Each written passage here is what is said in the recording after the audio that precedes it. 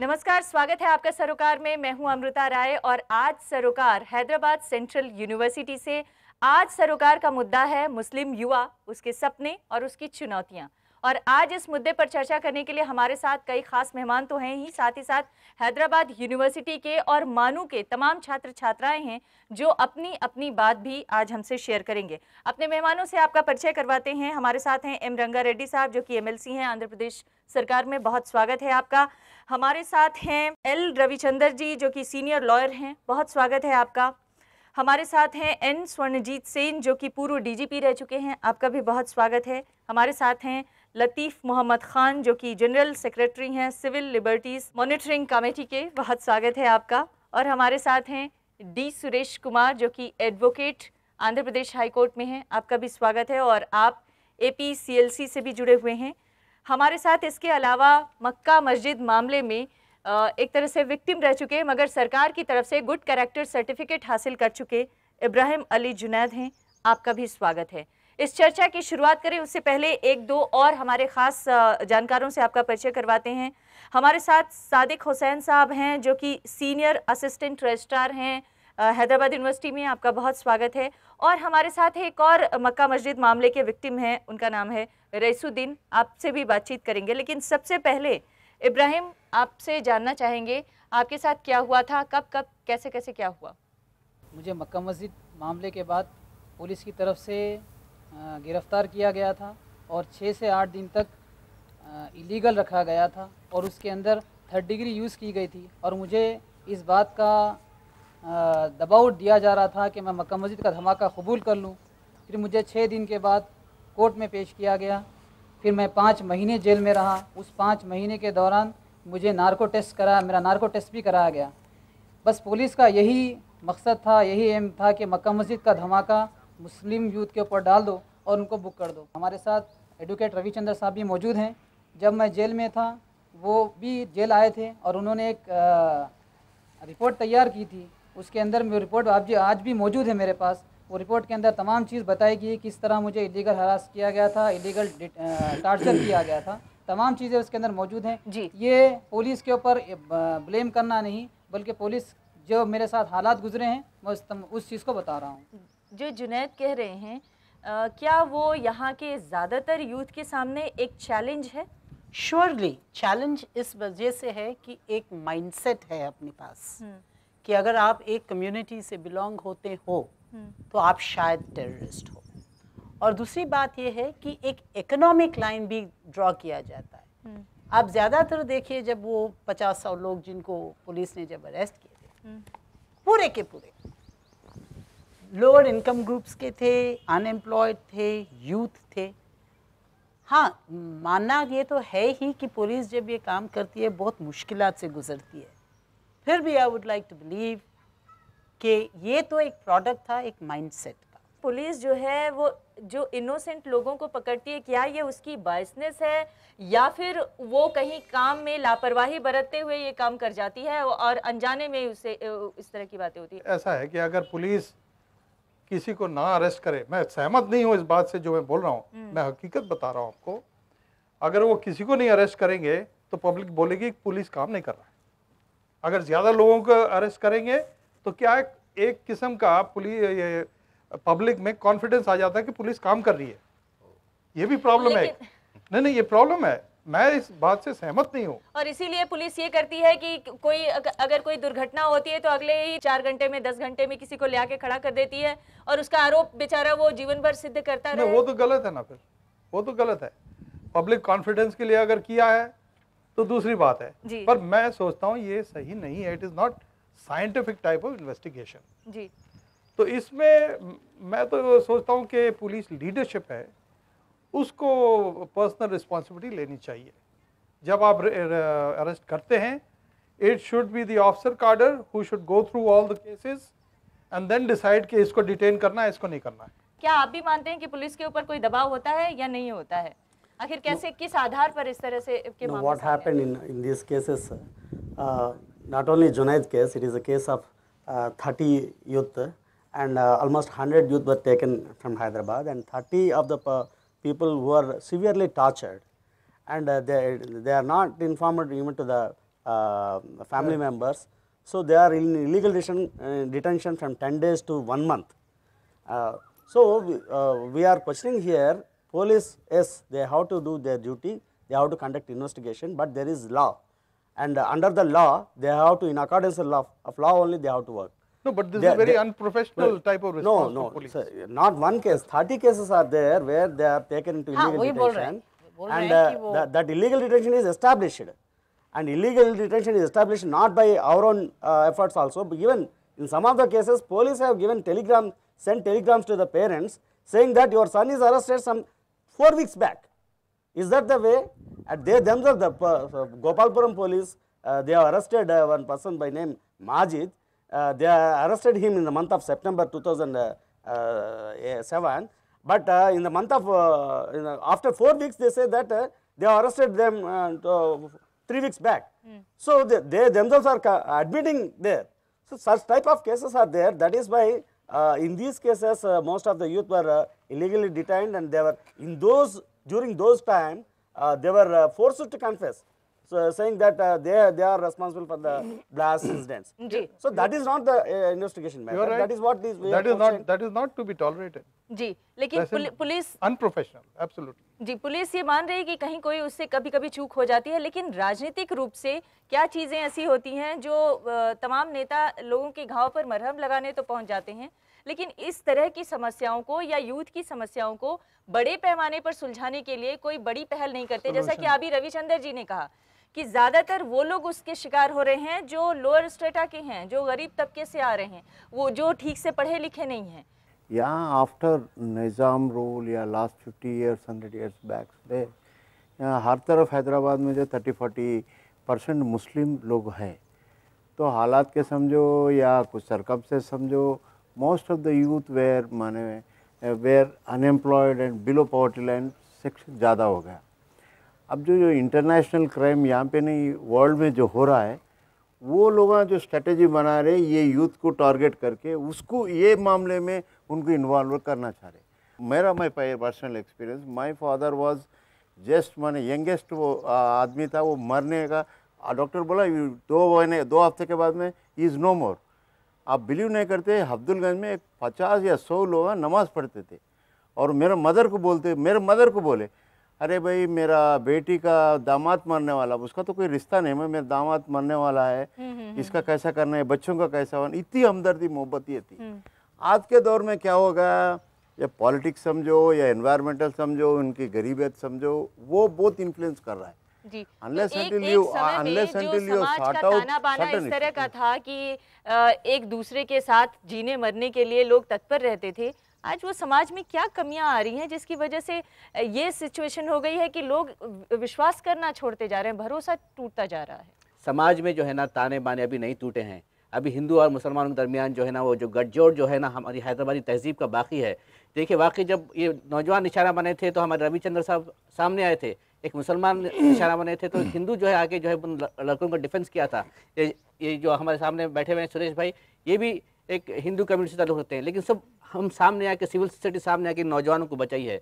तो हम वाकई ये कह सकते हैं कि अभी सेकुलरिज्म जो है यहाँ के आम आदमी के अंदर बाकी है और इसी सेकुलरिज्म की बुनियाद पर ये नौजवान आज जो है इंसाफ के साथ छूट कर वापस आए हैं। लेकिन मैं फिर वही बात कहूँगा कि एक तरफ मीडिया, दूसरी तरफ पुलिस फिर इन नौजवानों को निशाना बना रही है। मैं मेहरबानी इसके साथ और कहता हूँ कि आप लोग जरा से इस बात को आगे आइए और समझिए इस बात को। नहीं, आप मीडिया पे कुछ ज्यादा आरोप लगा रहे हैं। मीडिया अरेस्ट करने नहीं जाती है, मीडिया सिर्फ सवाल उठाती है। लेकिन जुनैद, ये मीडिया की तरफ से जैसा ही मक्का मस्जिद का धमाका हुआ, सिर्फ आधे घंटे 1 घंटे के बाद मीडिया ने डालना शुरू कर दिया, इन्होंने ब्लास्ट किया, उन्होंने ब्लास्ट किया, एक चंद मुस्लिम नाम डालना शुरू कर दिया, इन्होंने ब्लास्ट किया।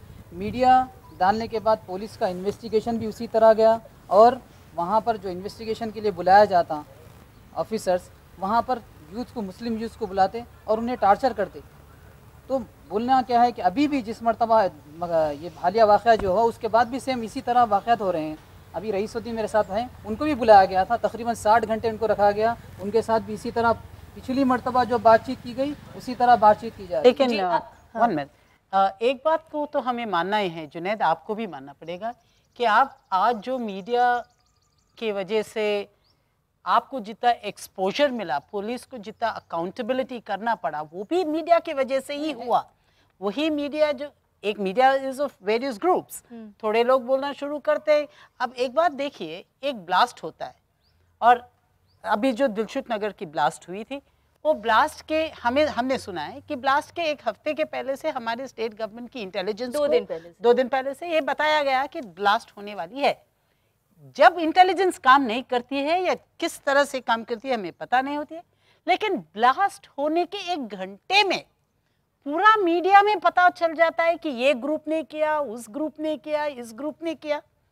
This kind of pre judgement जो मीडिया पे होती है, मीडिया खुद से नहीं तय करती है, ये आप ही के ऑफिसर्स, अलग अलग महकमे के लोग लेट मी फिनिश, कहीं ना कहीं तो उसको क्या होता है, इन्वेस्टिगेशन पुलिस करके उसके पीछे मीडिया जाती है, या मीडिया पहले इन्वेस्टिगेशन करके उसके पीछे पुलिस जाती है, वो दूसरी बात है। हाँ। लेकिन बात तो ये सही है कि ये दोनों लोग मिलके जितनी आवाज उठाते हैं, एक आवाज उठाता है, एक लाठी उठाता है, वजह इसकी वजह से इन लोग अंदर जाते हैं। नहीं, लेकिन उसकी वजह से लोगों को वापस फिर अच्छी जिंदगी हाँ, वो तो मैं मानता हूँ, वो तो मैं बिल्कुल मानता हूँ। जब इनको गुड सर्टिफिकेट मिला तब भी मीडिया ने करेक्ट सर्टिफिकेट को नहीं हाईलाइट किया। मैं बता रहा हूँ, एक इन्वेस्टिगेशन, हमारा chief minister, I was in the spot. Chief minister जो है वहाँ पे जो है कुछ सेक्रेटरीट के सामने कुछ भाषण दे रहा था, हाईकोर्ट का जज के बीच में से उठ के नहीं जाना chief minister, that was the formality सही कहते। विथिन 15 मिनट विदाउट सिक्योरिटी हम लोग वहाँ पे गए। मैं वो सीएम का तारीफ करो बोल के नहीं बोल रहा हूँ, मगर उन्हें जो ब्लड शेड में वॉक करा, कोई इन्वेस्टिगेशन जर्नलिज्म नहीं है। और छोटे चीज को जो हमने इश्यूज को सुनो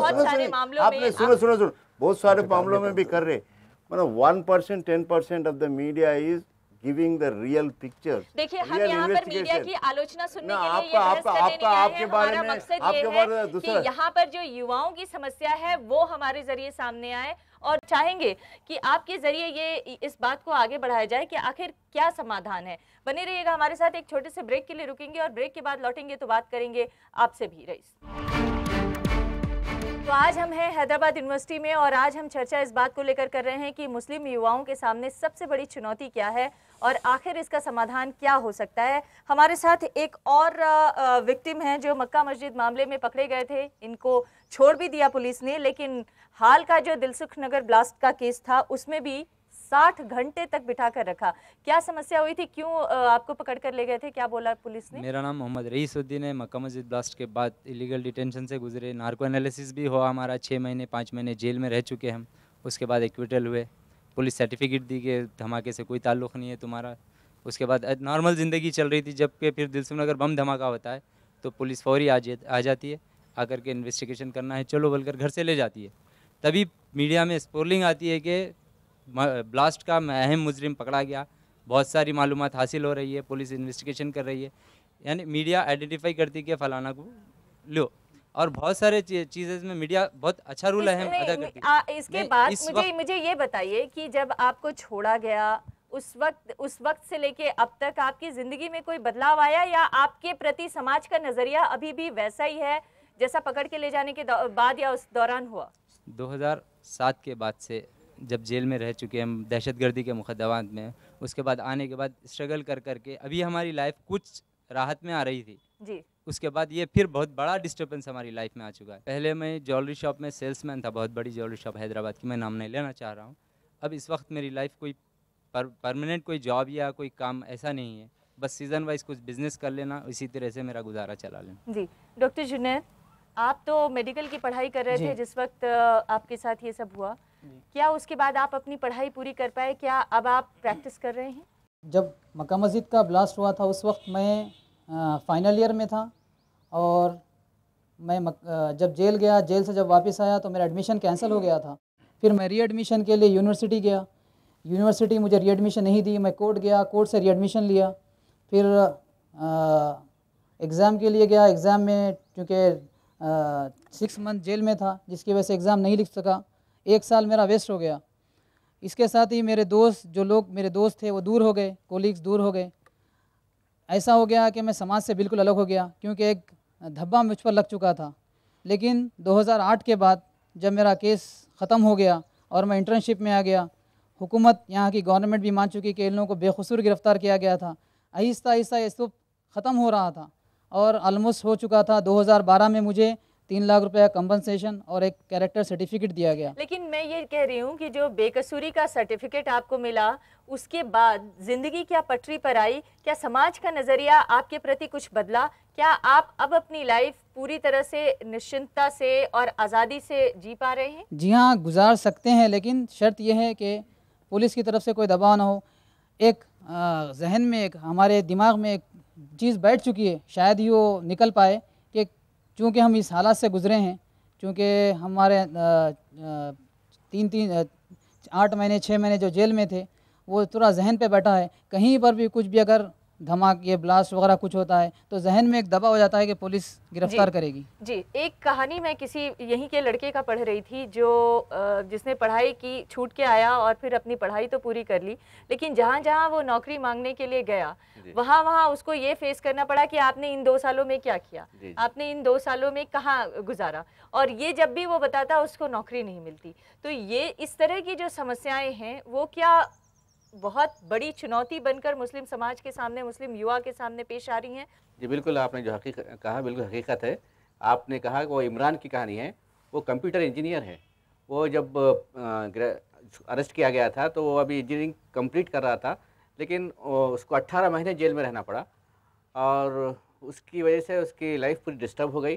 उसकी बहनों की शादियाँ रुक गए, उसका सोशल बैकआउट हो गया, उसका जीना जो है मुश्किल हो गया। फिर 18 महीने के बाद वो छूट कर आने के बाद जो है बड़ी मुश्किल से, जैसे जुनैद ने रीएडमिशन हासिल किया, उसने भी कोर्ट से परमिशन लेकर फिर से रीएडमिशन किया, फिर कॉलेज से अपने इंजीनियरिंग कंप्लीट की, और जब वो इंजीनियरिंग कंप्लीट करने के बाद जब वो जाता है जॉब के लिए तो उससे पूछा जाता है कि ये तमाम अरसा कहाँ गुजारा, 2 साल कहाँ गए तुम्हारे? तो जब 2 साल का जब हिसाब वो देता है तो उसको वहाँ से निकाल दिया जाता है। तो अब आप ही बोलिए कि उस 2 साल का हिसाब कौन देगा? ये सवाल क्योंकि पुलिस के ऊपर सबसे ज़्यादा उठाया जाता है, क्योंकि सामने पुलिस का चेहरा दिखता है, क्योंकि पुलिस अरेस्ट करती है, क्योंकि पुलिस को सब साबित करना होता है, तो सबसे ज़्यादा सवाल पुलिस के सामने उठाया जाता है। पुलिस जो काम करती है वो इन गुड फेथ करती है, उनको भी रिजल्ट दिखाने हैं, उन्हें इन्वेस्टिगेशन करना है। ये एक आध केस ऐसा हो जाता है, गलत है, मैं भी मानता हूँ, पर होता ज़रूर है, क्योंकि आप छोटे मोटे मत कहिए। 30 लोगों का अरेस्ट करना एक केस के सिलसिले में, 100 लोगों को डिटेन करना और इसके बाद खुद अपनी गलती स्वीकार भी कर लेना, ये एक आध केस नहीं है, एक इतना बड़ा मामला है। नहीं, मैं इमरान के केस के बारे में बोल रहा हूँ। हाँ। ऐसा एक आध केस तो होता ही है और इसमें आप पुलिस को दोषी नहीं ठहरा सकते। पर हाँ, ये अगर बहुत सारे लोग एकदम से इकट्ठे करके उनको अरेस्ट दिखाना या डिटेन करना, ये तो बिल्कुल ही गलत बात है। ये तो मैं भी I don't subscribe to this view at all. But in the matter, you see, बात ये है कि नेशनल सिक्योरिटी की बात कर रहे हैं हम, हैदराबाद की नहीं, कोई मोहल्ले की नहीं, कोई स्टेट की नहीं, हम नेशनल सिक्योरिटी की बात कर रहे हैं। National security has to be taken very seriously. National security केवल मुस्लिम युवाओं से क्यों थ्रेट हो रही है? नहीं, ऐसी बात नहीं। हाँ, ऐसी बात नहीं है। आप ये देखिए, इसी केस में देखिए, आप पहले या परसेप्शन इस तरह के गलत बनाए जा रहे हैं। उसी को तो मैंने माइंडसेट कहा था। पहले इस एक केस में लीजिए, बॉम्ब ब्लास्ट होती है मक्का मस्जिद में, आम आदमी सोचेगा क्या कि कोई नॉन मुस्लिम मक्का मस्जिद को मारेगा, लेकिन ये पुलिस वाले सोचते नहीं सोचे उस तक, मतलब कॉमन सेंस भी नहीं इसमें कॉमन क्या वजह थी नहीं मालूम, क्या वजह थी नहीं मालूम, बट बात ये तो जाहिर है। इधर पुलिस लीडर देखिए, ऐसा है, पुलिस जो भी काम कर रहे हैं ना, अपने लेवल पे बहुत अच्छा कर रहे हैं, पर जो पुलिस लोग आप ले रहे हैं, लीडर्स ले रहे हैं, वो सही तरीके के नहीं है। They are not the right person. आप एक पत्थर को लेकर उसको डायमंड नहीं बना सकते हो। आप कभी चेक करते हो कि weather this officer who is selected, he has some integrity, he has some honesty, he has some leadership qualities, he has some guts? कोई नहीं चेक करता। नहीं, जो भी ज्यादा मार्क्स ले लिए तो वो पुलिस में, आईपीएस में आ जाता, आईएएस में आ जाता ही है। अभी आप देखो यूपीएससी जो कर रहे हैं ना, लेटेस्ट चेंजेस, मैंने एक पेपर दिया था और मैंने कहा था जब तक आप ये यूपीएससी का सिस्टम चेंज नहीं करोगे, you will not get the proper leaders who have to take this country forward. Now they are having aptitude tests, integrity tests and all these sort of things.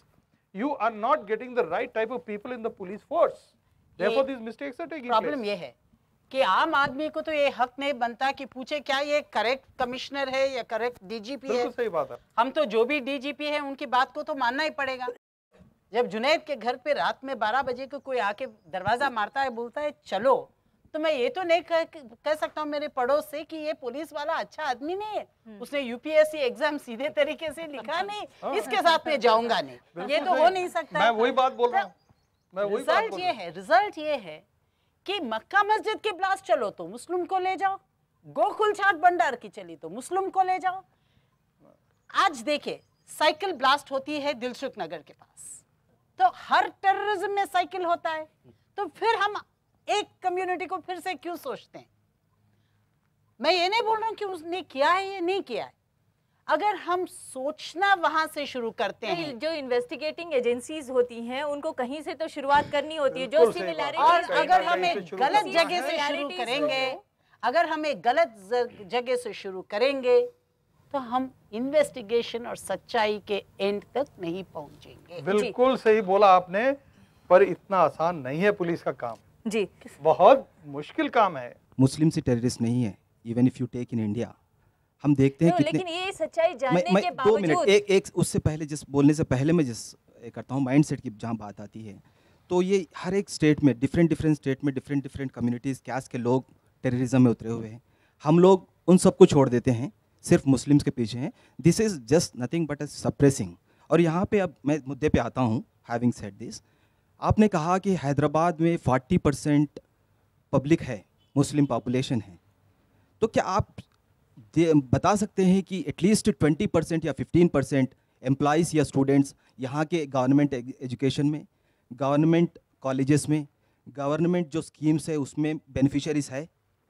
नहीं है, नहीं सवाल सीधे सरकार के नुमाइंदों से पूछना चाहिए। आप तो फिर डाइवर्ट कर रहे हैं। डाइवर्ट नहीं सर, डाइवर्ट नहीं, डाइवर्ट नहीं सर, बिल्कुल स्ट्रेट चुनौती। और दूसरी डायरेक्ट आता हूँ सर मैं यहाँ पे सर, मुस्लिम्स के साथ में एक एम्प्लॉय की बात करता हूँ मैं। सिर्फ एक रिमार्क दिया गया है, willing to take more responsibility. This is the remark written in ACR। इस remark, is it a bad remark? 18 साल से प्रमोशन नहीं दिया गया। No that's very good remark. इस रिमार्क की वजह से 18 साल से should be willing to take more responsibility.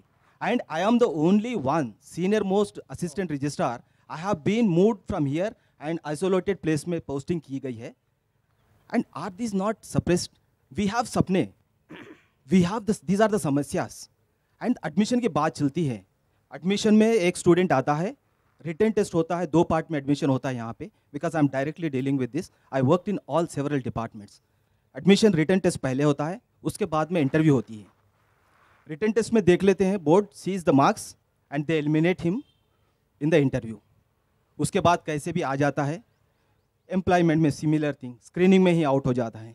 तो यहाँ मैं actually it is not system का कहीं ना कहीं फेल्यूर है। तो एक second sir please, it's a very important point. I am trying to, मैं उससे पहले सर आपके साथ ही सहमत हूं मैं सिर्फ ये पूछना चाहता हूं कि ये ईसाइयों के साथ नहीं होता है? सबके साथ, minorities, I am saying minorities, फिर उनका भी नाम आई एम सेइंग माइनॉरिटीज, क्योंकि इधर जो माइनॉरिटीज बोल रहा हूं मैं सर, माइनॉरिटीज बोल रहा हूं मैं, स्पेसिफिक भी हूं एक्चुअली। सिर्फ मुस्लिम्स की बात नहीं, माइनॉरिटीज की, क्रिश्चियंस को बिल्कुल भूल जाते हैं सर मुस्लिम की तादाद सर माइनॉरिटीज की है एक्चुअली, वही माइनॉरिटीज की है सर। मैं आ रहा हूं एक्चुअली स्पेसिफिक्स पे, मैं माइनॉरिटीज पे आ रहा हूं। यहाँ पे इस तरह का हो रहा है और इस तरह का डिस्क्रिमिनेशन हो रहा है, लेकिन वहाँ पे कोई है नहीं। एक माइनॉरिटी कमीशन, नेशनल कमीशन बैठी होती है दिल्ली में, और स्टेट्स में कुछ नहीं है। वहाँ पे भी जो भी IAS या IPS ऑफिसर सीनियर पोस्ट में रिटायर होता है, उनको जस्ट बिठा के रख देते हैं, उसी में सब माइनॉरिटीज होते हैं। लेकिन सर मैडम मैं बोल रहा हूँ, अभी मेरे साथ ये हुई है, व्हाट इज अल्टरनेट? कुछ नहीं है। तो इस तरह का सप्रेशन हो रहा है। These are the problems. दरअसल एक तो जो समाज का परसेप्शन है वो तो है ही, और उस परसेप्शन का असर ये पड़ रहा है कि मुस्लिम युवाओं को जो अपॉर्चुनिटी मिलनी भी चाहिए वो भी नहीं मिल पा रही है। लेकिन उसके लिए सरकार की जिम्मेदारी क्या है, इस पर सरकार के नुमाइंदे से बात करेंगे। एक ब्रेक के लिए रुकेंगे, ब्रेक के बाद हाजिर होंगे, इसी चर्चा को जारी रखेंगे। आज हम बात कर रहे हैं मुस्लिम युवाओं के सपने और उनके सामने आ रही चुनौतियों की। एक मुस्लिम युवा जो इसी यूनिवर्सिटी के छात्र हैं, उनसे शुरुआत करते हैं। जी, मेरा सवाल ये है कि पुलिस भी मान रही है कि हम कसूरवार नहीं है, मीडिया भी मान रहा है कि हम कसूरवार नहीं है, लेकिन फिर भी हमको ये पकड़ा जा रहा है। एक कॉमन पीपल की बात ये तो छोड़िए इब्राहिम की, एक कॉमन आदमी हूँ, मैं तो एक कॉमन पर्सन हूँ। दिलसुख नगर के बम ब्लास्ट के बाद जब मैं यहाँ से सफ़र कर रही थी सिटी बस से कोठी तक जा रही थी, तो हमेशा यही होता था कि मैं अपना वाक़या सुना रही हूँ कि होता यह था कि कोई भी लेडी बैठी हुई थी, हिंदू लेडी, अगर जगह नहीं है तो मैं उनको अपना बैग दे देती थी, पर्स दे देती थी। इसमें कोई ज़रूरत नहीं है कि सामने मुस्लिम लेडी ही बैठी हो। जब भी मैंने किया, उस दिन भी मैंने यही किया कि अपना बैग, एक हिंदू लेडी बैठी हुई थी और सामने मुस्लिम लेडी बैठी हुई थी, मैं हिंदू लेडी को दे दी। वो लेने से इनकार करी, वो बोली कि तुर्को लो, हम नहीं लेंगे, हम नहीं लेंगे। मैं बोल रही हूँ, तो वो मुझे समझ में नहीं आया कि मुझे उसका जवाब क्या देना चाहिए। जी, ये दरअसल ये सबसे बड़ी समस्या है जो इस लड़की ने कहा, वो ये कि एक घटना होती है, सरकार या पुलिस कोई कार्रवाई करती है, लेकिन उसका समाज पर जो बड़ा असर पड़ता है वो सबसे बड़ा चैलेंज है। इसकी जिम्मेदारी कौन लेगा? नहीं, इसकी जिम्मेदारी नहीं, इसकी जिम्मेदारी अपन भी लेना चाहिए। मैं आपको एक एग्जांपल, आपके हमारे एक्सपीरियंस बता रहा हूँ। When I was a student in 78, हमारे पास एक माइनॉरिटी स्टूडेंट जो है प्रेसिडेंट के लिए कॉन्टेस्ट किया था। वो माहौल अपन डेवलप करना चाहें। वो ये सोचा इस्लामिक में जो है 80 स्टूडेंट्स रहते, हर डिपार्टमेंट में 10 स्टूडेंट्स रहते और 5 हिंदू ठहरते, तो मैं पूरा एक ही इकट्ठे का मुस्लिम लिए तो भी मेरा जो है 900-800 वोट हो जाते। I am the clear winner. उसको आए 3 वोट आए। और जो सेकुलर भावों की था, जो प्रोग्रेसिव था, उसको स्वीप किया था। तो समाज में भी अपन जो काम करना चाह रहे हैं होता है। अब बात लोगों को इलिटरेसी रहता, आप जो यूनिवर्सिटी में पढ़ रहे, जहाँ पे माइनॉरिटी का मसला ये होता, wherever you are a minorities you will be united, wherever there is a majority, उनको यूनाइटेड जरूरत नहीं है। आगे गांव में समझिए 4 रेडियम को करे, वो आपस में बात घुस कर लेते रहते जी। वो पहले मोहल्ले में या अपने देश में ये प्रचार होना चाहिए। वो कोई गलत नहीं है, उसका खिलाफ नहीं है। कुछ और सवाल हैं, उनको भी हम ले लेते हैं। जी, discrimination come from the police, discrimination from the institutional policy makers, discrimination comes from the media. All 3 segments discriminating this Muslim youth. All 3, the media is creating the bad image of the bad image. I will tell you the specific examples. नहीं, आपका सवाल हो गया, example की जरूरत नहीं है, सवाल ही काफी अपने आप में provocative है। beginning you are rejecting the 3 agencies which are creating discrimination. In the beginning you told the media is not creating like bad image. In the first case, when some blast is coming, some names you got, you display in all the media news, flashes all the media news. I will tell you that I witnessed in the media live cast in 2000, I think 4 or 5, when the Sapalika Bazaar bomb blast case happened. They caught one guy who was selling the balloon. One of the prominent journalists of this India. She asked that guy how this terrorist look like.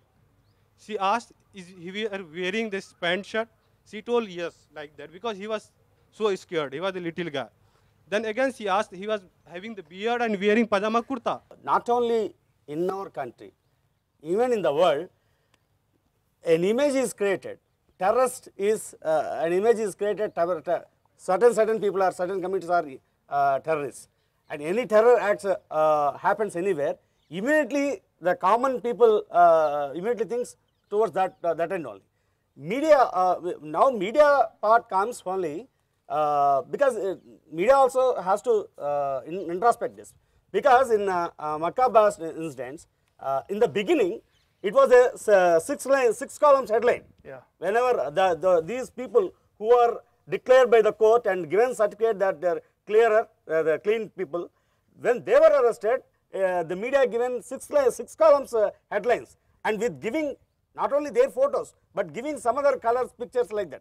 So it is creating a kind of suspect on the other community into the different communities.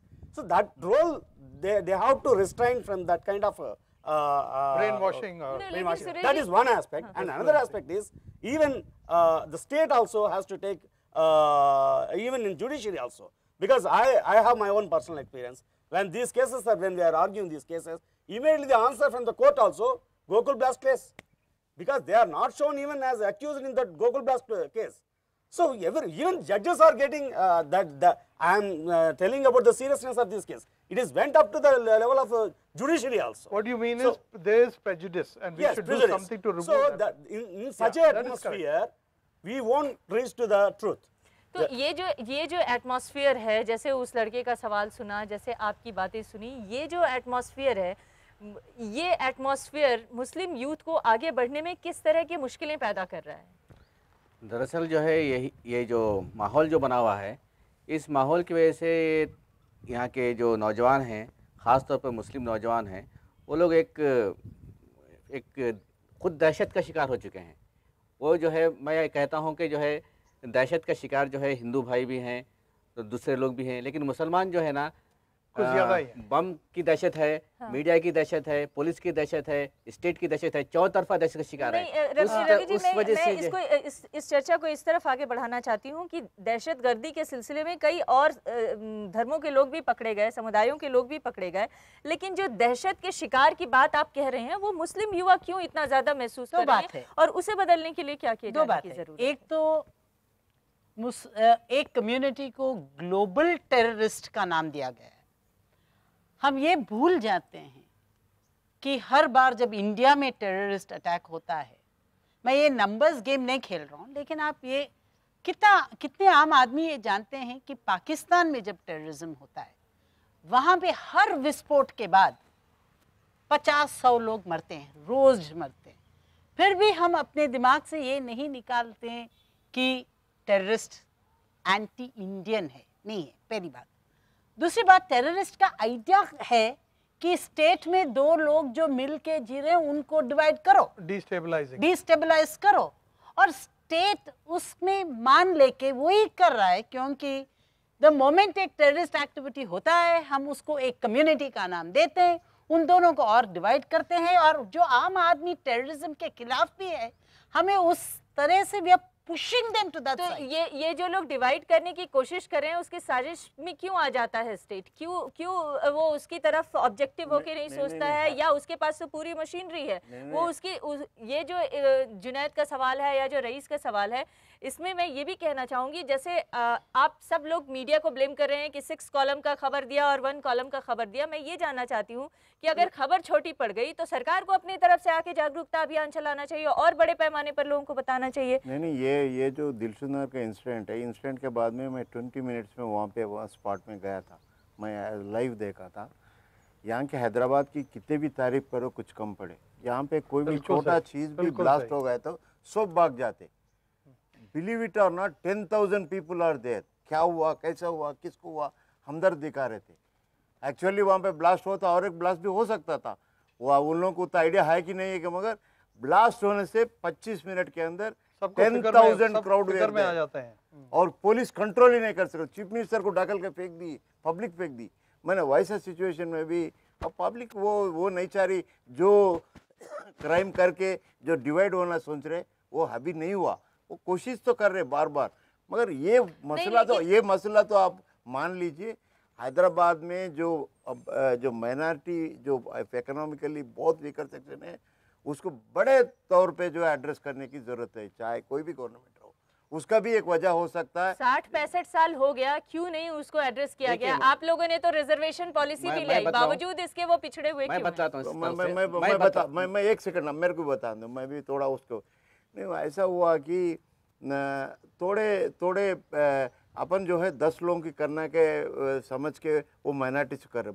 नहीं, suppose if 1 lakh बच्चे हैदराबाद में पढ़ रहे minority के बच्चे, अरे एक 10 साल के दिन ICSE स्टैंडर्ड के फ्री एजुकेशन दे दो आप। ऐसी चीज़ के ऊपर आप फोकस करो, मीडिया एक्सपोज करो। जब वो पढ़ लिख सो अच्छा लिखे नागरिक बन गया, उसका हर चीज़ मिल गया, उसका कोई बड़ा खर्च नहीं होता। जब वो बोलेगा हैदराबाद में वो क्राइम क्यों करते, क्यों नहीं करना, उसको कैसा रोकना। वैसे एरियाज में जो है जो इंटेलेक्चुअल है सभी वो अनएम्प्लॉयमेंट के लिए लड़ने वाले हैं, मैं समाज के लिए लड़ने वाले नहीं है। एक बात है, मैं साफ यहाँ पर कह देना चाहता हूँ कि इंडियन रूलिंग क्लास को जो है वोट बैंक की पॉलिटिक्स से उठकर बाहर आना चाहिए। जब तक वोट बैंक की पॉलिटिक्स खेलेंगे, इसी तरह का माहौल बना रहेगा, इंसाफ किसी को भी नहीं मिलेगा और लोग इंसाफ के लिए जो है ना इसी तरीके से देख देंगे। शायद आपको एक बात ये भी पता नहीं है कि हमारे स्टेट में तकरीबन 1 साल से माइनॉरिटी कमीशन के लिए चेयरमैन नहीं है। सही बात है जी। शर्म की 2 रेड पिटीशंस डाला हुआ है, एक में मैंने खुद आर्ग्यू किया है, हर बार जब केस कोर्ट पे आती है, जज साहब के पास गवर्नमेंट खड़ी होती है, बोलती 2 महीने में कर देंगे, 2 महीने में। मतलब ये है कि जो सरकार रिजर्वेशन पॉलिसी ले आकर एक तरह से ये दिखाने की कोशिश करती है कि वो मुसलमानों के पक्ष में, वो दरअसल एक टोकनिज्म है और उसका असल फायदा उन लोगों तक पहुंच पा रहा है कि नहीं। हिंदुस्तान में आपने भी 25 स्टेट जाग चुके हैं। The best minority policy in the country is this state. No, best minority policy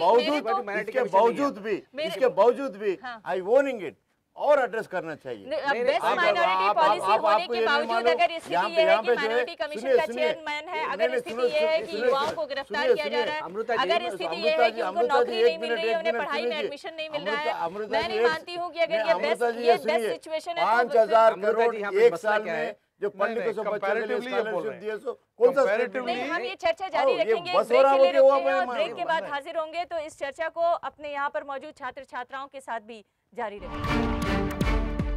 आज हम बात कर रहे हैं मुस्लिम युवाओं के सपने और उनके सरोकारों की। हम बात ये कर रहे हैं कि उनके सपनों को किस तरह से आज की मौजूदा परिस्थितियां चकनाचूर कर रही हैं या उनके सपनों के साकार होने में रोड़ा बन रही हैं। यहाँ पर जो चर्चा हुई उसमें एक बात जो साफ आई कि वो ये कि सरकार ने चाहे अपनी तरफ से सबसे बेहतर पॉलिसी पेश की हो, लेकिन कई कई जगहों पर कई मौक़ों पर यह भी देखने को आया है कि मुस्लिम यूथ अपने आप को उससे ना तो एसोसिएट कर पा रहा है और ना ही उसका फ़ायदा उठा पा रहा है। आप रविशंकर जी कुछ देर पहले ये चर्चा कर रहे थे कि यहाँ पर माइनॉरिटी कमीशन का चेयरमैन भी नहीं है, लेकिन आप ये बताइए कि माइनॉरिटी कमीशन का चेयरमैन क्यों नहीं है? जी, माइनॉरिटी कमीशन के चेयरमैन इसलिए नहीं है कि जो है मक्का मस्जिद ब्लास्ट के बाद यहाँ के जो मक्का मस्जिद माइनॉरिटी कमीशन के जो चेयरमैन थे कुरैशी साहब ने एक एडवोकेट कमिश्नर को मुकर्रर किया था। वो एडवोकेट कमिश्नर यहीं पर तशरीफ़ फरमा है हमारे रविचंद्र साहब, और उन्होंने एक रिपोर्ट बहुत ही ईमानदारी के साथ तैयार करके हुकूमत को सबमिट की थी कमिश्नर के ज़रिए, और जो है हुकूमत ने उस रिपोर्ट को असेंबली में पेश करने के बजाय उसको जो है बर्फ़दान में डाल दिया। और उसमें जो है ना उन्होंने साफ़ तौर पे कह दिया था कि इन लोगों के साथ टॉर्चर हुआ है, ये यूथ्स इनोसेंट्स हैं, क्योंकि हुकूमत पर और उसके डिपार्टमेंट्स पे, उसके एजेंसीज पे एक उन्होंने कह दिया था कि गलती हुई है आपसे, तो हुकूमत अपनी गलती मानने को तैयार नहीं थी। इसलिए उन्होंने अपने उस गलती को सुधारने के बजाय उन्होंने माइनॉरिटी कमीशन को ही बर्खास्त कर दिया। आज तक माइनॉरिटी कमीशन यहाँ पर नहीं है, और उस माइनॉरिटी कमीशन की इस रिपोर्ट के अंदर रविचंद्र साहब ने तमाम जो है ना रिकमेंडेशन दिए थे। उन्होंने कहा था कि इन यूथ्स के अंदर अगर कॉन्फिडेंस बिल्डअप करना है तो क्या क्या करना चाहिए हुकूमत को। माइनॉरिटी कमीशन बड़ी समस्या नहीं है, बड़ी समस्या ये है कि जो माइनॉरिटी सेक्शन है उसका भरोसा कैसे बनाया जाए और उसका भरोसा कैसे जीता जाए। पहली बात हमको ये समझना चाहिए, हम कभी कभी ये बोलते हैं और सिर्फ 6 महीने जेल में थे। 6 महीने ने 1 दिन जेल में रहना भी बहुत बुरी बात है। It's a huge psychological trauma. अगर हम उनको उस साइकोलॉजिकल ट्रॉमा इरेज नहीं कर पाएंगे तो हम उनको मेन स्ट्रीम ऑफ लाइफ में ला नहीं पाएंगे। हमारे गवर्नमेंट जब एक बॉम्ब विक्टिम को उनके फैमिली को नौकरी दे सकती है, तो ऐसे लोगों को नौकरी देने में झिझक क्यों है? गवर्नमेंट खड़ के क्यों नहीं बोल सकती कि हम ये 25 यूथ को हमारी गलती से हमने उनको जेल में डाला है, इनका एजुकेशन क्वालिफिकेशन ये है, हम उनको हमारे गवर्नमेंट में नौकरी देंगे। इससे हम एक मैसेज दे रहे हैं कि जो गलती हमने की वो हम बहुत करेक्ट करने के लिए तैयार है। ये आज तक हुआ नहीं। ये दूसरी बात ये है, हम समझते हैं, एक मिनट लेट मी फिनिश। दूसरी बात ये है कि हम समझते हैं ये गवर्नमेंट का एक अप्रोच है, and I am not talking about a government be government, हर गवर्नमेंट का ये प्रॉब्लम है। वो सोचते हैं कि कॉम्पनसेशन देने से बात खत्म होती है। मैं 3 लाख रुपए 6 महीने की टॉर्चर के लिए, आज भी उनके घरों में रिश्ते नहीं बनते, ये मैंने सुना है। आज भी उनसे पूछा जाता है कि आपने 2 साल किया क्या है, उसलिए उनके नौकरी नहीं मिलती। आज भी कहीं विस्फोट होती है तो उनके घर पे पहले दस्तक होता है। तो लोग इनको मेन स्ट्रीम में लाने के लिए क्या किया सरकार ने? ऐसे प्रोफेसर जो एडवाइस दिए वैसे तरीके से ये जो परसों हुआ उसमें जितने भी फैमिली में सफर हुए हर फैमिली को एक नौकरी देना बोल के लेटेस्ट जियो आया 2 days back. I have seen that sine to Jio on that. अगर ऐसे विक्टिम्स को भी अगर कोई इंडिया में ऐसा नहीं होता बोल के नहीं हो रहा बोल के मैं आर्ग्यू नहीं करूँ, अगर हुए तो भी उसको भी प्रॉपरली एड्रेस करके उसको सॉर्ट आउट करके रियल कल्प्रिट को बार के अंदर लगाना चाहिए, उसके भी डिबेट करो, अच्छा रहे। Now I'll specifically ask, put forward about the policy. Whatever policy being made since independence for the minority welfare or particularly welfare for the Muslims are basically dividing the society. These all policies are decisive. Okay. Say for example, why now government and all are talking about the reservations for the Muslims and all? Why they are not talking about let us bring a structural change through providing basic, education? मेरा मैं सवाल ये कहना चाह रहा हूँ कि policy level पे एड्रेस करने, पॉलिसी लेवल पे मुस्लिम के समस्याओं को एड्रेस करने के लिए सरकार क्या कर रही है और जो भी सरकार ने किया है वो ऐसी डिसिसिव क्यों है? जी, मैं ये सवाल पूछना चाह रहा हूँ कि 2007 के विक्टिम्स को जब आप इनोसेंट डिक्लेयर किए हैं और सर्टिफिकेट इशू किए हैं, तो वो जो ऑफिसर्स इसके लिए रिस्पॉन्सिबल है उनके खिलाफ एक्शन क्यों नहीं लिया गया? जी, this is the one thing, because they should be accountable towards their act और टुवर्ड्स देयर जॉब। अभी डीजीपी साहब ये कह रहे थे कि एक आध मरतबा ऐसा हो जाता है, लेकिन एक आध मरतबा एक लाइफ के साथ नहीं हो रहा sir, it is with the community, because whole community is feeling insecure जी, तो बिकॉज ऑफ दिस एटीट्यूड। तो क्या पुलिस महकमे को, सरकार को इस तरह के एग्जाम्पल नहीं पेश करने चाहिए कि जिन लोगों ने पकड़ा, जिन लोगों ने एक मुस्लिम यूथ की या किसी भी यूथ की जिंदगी बर्बाद की, उनके खिलाफ भी कोई सजा हो गलत कार्रवाई करने के सिलसिले में? नहीं, जैसे मैंने पहले भी बोला है, इन्वेस्टिगेशन इतनी आसान चीज नहीं है। नहीं, लेकिन अगर इन्वेस्टिगेशन गलत हो गया तो उसका जिम्मेदार कौन होगा? जिसको गिरफ्तार किया और बाद में छोड़ा, उसकी तो लाइफ फेल हो गई। नहीं, जिम्मेदारी आप तब फिक्स कर सकते हैं जबकि कोई इंटेंशनल या प्रेजुडिस मिस्टेक किया हो। इस बात को ये कहना चाहता हूँ कि हुकूमत ने इन तमाम बातों पर जो है अपॉलॉजी तो मांगी है, माफ़ी मांगी है, इन्हें कंपनसेशन दिया है 3 लाख रुपए, किसी को 20 लाख रुपए, लेकिन हुकूमत उन लोगों के खिलाफ एक्शन क्यों नहीं लेती है जिन लोगों ने तमाम कसूर किया है? एक तरफ जो है हुकूमत माफ़ी मांगती है, कंपनसेशन देती है, दूसरी तरफ उन पुलिस वालों को जिन लोगों ने ये टॉर्चर किया है, इन लोगों के साथ गैर इंसानी सलूक किया है, उन्हें अवार्ड्स एंड रिवार्ड्स देती है, उन्हें प्रमोशंस देती है। आज जो उस वक्त इंस्पेक्टर्स थे आज डीसीपी बन चुके हैं और आला ओहदों पर पहुंच चुके हैं। ये डबल स्टैंडर्ड को ख़त्म करना चाहिए अगर आप इंसानी हुकूक़ की रखवाली चाहते हैं और इंसानी हुकूक़ को आप जो है पासबानी चाहते हैं, तो आप जो है पुलिस को अकाउंटेबल बनाना चाहिए। ये सारे सवाल आप तक जाके ख़त्म होते हैं। यहाँ का पुलिस भी आप इंडिया में देखा गया तो बेस्ट पुलिस है, हालांकि थोड़े बहुत ये इंसिडेंट्स में एड्रेस करने में गलती है, उसको पनिशमेंट देना और वो आप जो बोल रहे हो सही भी करना, मगर उनको मॉरल्स भी उनको भी नीचे नहीं करना चाहिए जी। लेकिन उन्होंने जो सवाल उठाया था कि गवर्नमेंट पॉलिसीज क्यों नहीं ऐसी बना रही है ताकि वो यूथ सेंट्रिक हो और युवा उसका ज़्यादा से ज़्यादा फ़ायदा उठा सके, क्योंकि जब गवर्नमेंट इस तरह की पॉलिसी बनाएगी जिसका फ़ायदा युवा उठाएंगे तो वो अपने सोसाइटी को भी एक मैसेज देंगे या अपने लोगों को भी एक मैसेज देंगे कि आप अच्छा करोगे तो आपको भी अच्छी बात, वही तो बता रहा हूँ मैं यहाँ का स्टेट के इसलिए दूसरे स्टेट के इंडिया में प्री इंडिपेंडेंस अभी तक देखो 1,25,000 सरकारी नौकरी कोई स्टेट में नहीं दिया, पूरा इंडिपेंडेंस आया से वहाँ से 1 साल में ऐसा नहीं दिया तो स्टेट है। यहाँ पे बहुत समस्याओं को एड्रेस करे, बाद में भी अभी भी एड्रेस करने की है। आम आदमी को भी अपने सोसाइटी में कुछ न कुछ रिस्पॉन्सिबिलिटीज लेना है। We have become a country of finger pointers. हम मीडिया पे हाथ उठाते हैं, प्रेस पे बोलते हैं, पुलिस को बोलते हैं, हम क्या करते हैं? अपनी सारी नाकामियों के लिए हम किसी न किसी को जिम्मेदार ठहरा देते हैं। लेकिन मेरा सवाल ये है आप सभी लोगों से, जो भी आप इसमें कंट्रीब्यूट कर सकें, कि दरअसल आप अपने लिए किस तरह का समाज, किस तरह के सरकार और किस तरह का भविष्य चाहते हैं? पुलिस या हुकूमत कोई भी पिछले 10 सालों से मुस्लिम नौजवान की वो तलबा यानी वो तबका जो एजुकेशन से या फिर यह है कि एजुकेशन लाइन से जुड़ा हुआ है उन्हीं को टारगेट बनाती है ज़्यादातर।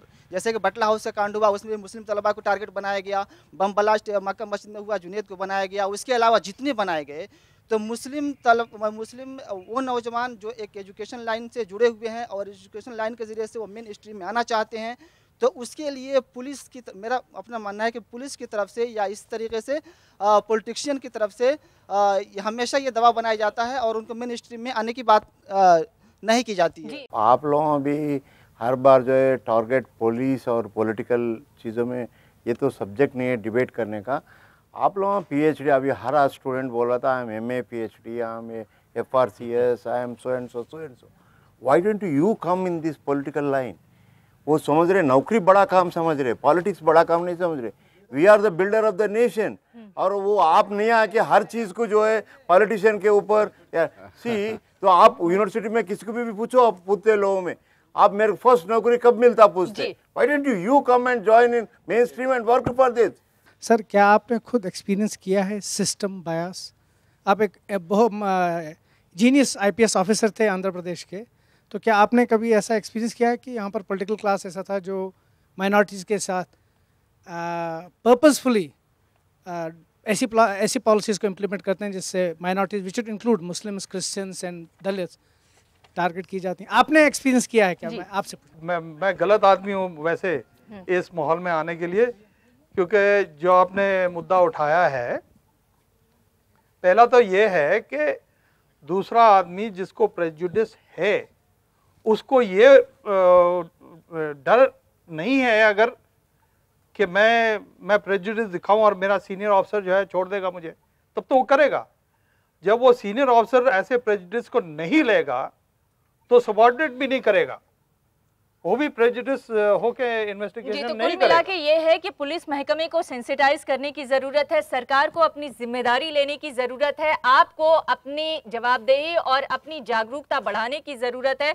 और जाने से पहले आपको एक शेर सुनाना चाहते हैं. पर्सनली मैं सिर्फ ये कहना चाहता हूँ, जमाने ने मारी जवान कैसे कैसे, जमीन खा गई आसमान कैसे कैसे. तो नहीं, इसी नोट के साथ हम यहाँ पर खत्म करना चाहेंगे. चर्चा बहुत लंबी हो सकती है, लेकिन हमारे पास वक्त की कमी. आप सभी का बहुत बहुत धन्यवाद. नमस्कार.